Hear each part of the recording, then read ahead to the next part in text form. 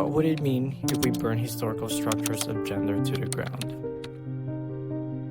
Hello everyone, my name is Robbie and welcome to my feminism and popular culture presentation. Today we're going to talk about the DressMaker. Hello everyone. Tilly Dunnage is no longer cursed. The DressMaker tells the story of Tilly Dunnage, a talented dressmaker who returns to her small, rural hometown after years of living abroad. When Tilly was a child, she was blamed for a tragic incident involving the death of a young boy, which forced her to leave the town in disgrace. Now an accomplished designer, Tilly comes back not only to care for her ailing mother, but also to confront her past and those who wronged her. As she transformed the town's women with her elegant, high-fashion creations, long-held secrets begin to surface. The dressmaker shows how Tilly was gaslit to not remember her past, and in the process of her recovering her childhood memories, Tilly comes to see how sexist structures like gender violence and sexual assault play a direct role in her being sent away. In a final clip of the film, Tilly, played by Kate Winslet, lights a match to the fashion empire she established in town. She pushes a red piece of fabric from the top of her house on a hill to the town skirt and drenched in gasoline. The match burns the town to the ground.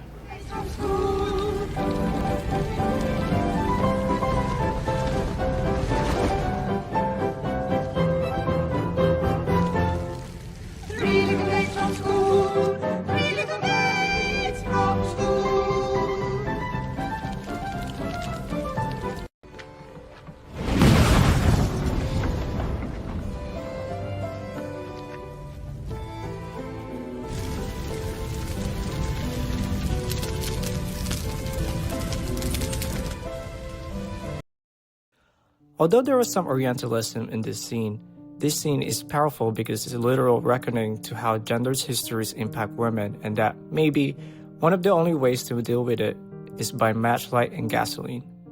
The end of the movie is preceded by revelations for Tilly, the boy the town thought she was killed by his own ignorance. Evidence had been forged by politicians in town. Her mother was raped by the mayor. The literal architecture of the town is built by sexist histories that harmed Tilly, until she did something about it. It made me wonder what the dressmaker can teach us about subverting and even destroying gendered systems. And how does Kate Winslet's character, Tilly, use fashion and identity to recast and reclaim female agency? This semester in Women and Gender Studies, we learned that feminism draws attention to how gendered structures are visible and have histories. Judith Lerber, a scholar and professor of sociology and women's studies in New York City, wrote a chapter, The Social Construction of Gender, in 1994. In it, she describes gender as something everyone does without thinking about it. She lists the almost invisible consciousness, relationships, skills that constitute the social construction of gender. This means the historical traits of what it means to be a man or a woman, masculine or feminine, at any point in time is always determined about what comes before it. Social construction is just a fancy way to say, these are the things that seem real, but outside of social context are not. Gender is a prime example. She goes on to say, as a social institution, gender is a process of creating distinguishable social statuses for assignments or rights and responsibilities.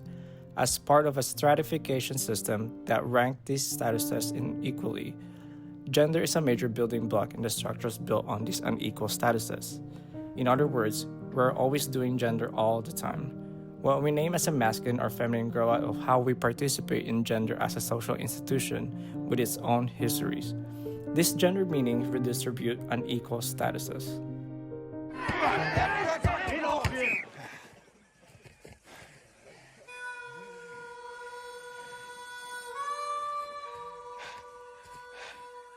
Who's that?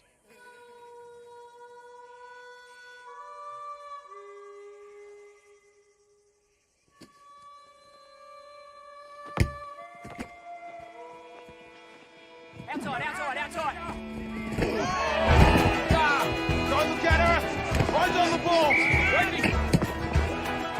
Stop looking at her, boys! Come on! Sorry, stop her, charger. With what? Sitting?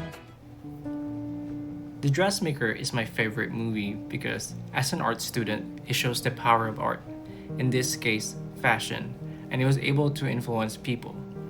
Aside from that, we can also view this part of the movie through the feminist lenses. In this scene, Tilly Dunish arrives at the local rugby match wearing a striking, body-fit red dress that she made herself. The dress is bold and glamorous and completely different from anything the conservative town had seen before. As she walked onto the sidelines, all the men that were playing and some spectators were distracted by her presence. This scene is a subversive moment because it allowed her to undermine this current social structure of the place. She uses her own body, a woman's body, to weaponize the male gaze. Tilly knows that women's bodies are traditionally objectified for male pleasure, and that she uses the idea to disrupt male-dominated spaces and show control.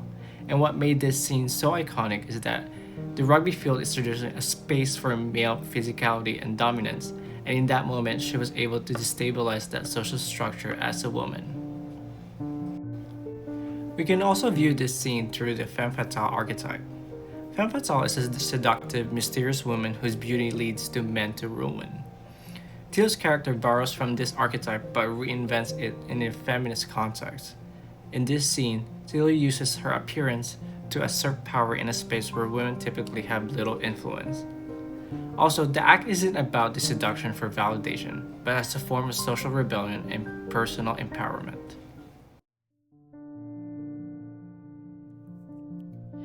Catherine Chediak Putnam, a film director, wrote a paper titled The Femme Fatale and the Female Screenwriter, Disrupting the Stereotype, published in the International Journal of Creative Media Research in 2019. She argues showing how the film remakes the femme fatale archetype, a trope in film that is used to represent sexist imagery of women who are fatal to men, and in the words of film scholar Mary Ann Duane, symptom of male fears about feminism. Putnam shows that Tilly is a subversive representation of this idea. Tilly has full agency over her actions. She is desirable, but also desires. Her gaze exists and it is explored on screen. Tilly is not the other, she is the center of the narrative and the driving force of the plot.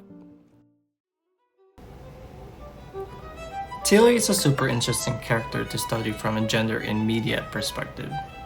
Her story shows how the social construction of gender plays out in ways we might not think of at first. But when you look closer, it's hard to see anything but those gender institutions. The two scenes I discussed illustrate how performing gender can be disruptive and subversive, not just to be subversive for subversive's sake. Instead, Tilly is a reminder that these institutions can and maybe should be burned to the ground. The myth of gender as an organizing institution needs to be complicated, and we need to realize that it can hurt everyone involved. However, it will require a little more than matches and red fabric to deconstruct the gender architecture across the globe. To close with a question, what can other characters in film teach us about disrupting and maybe even burning down gendered institutions? What other types of subversive activities can we all use to tear down gender architectures? Thanks for watching.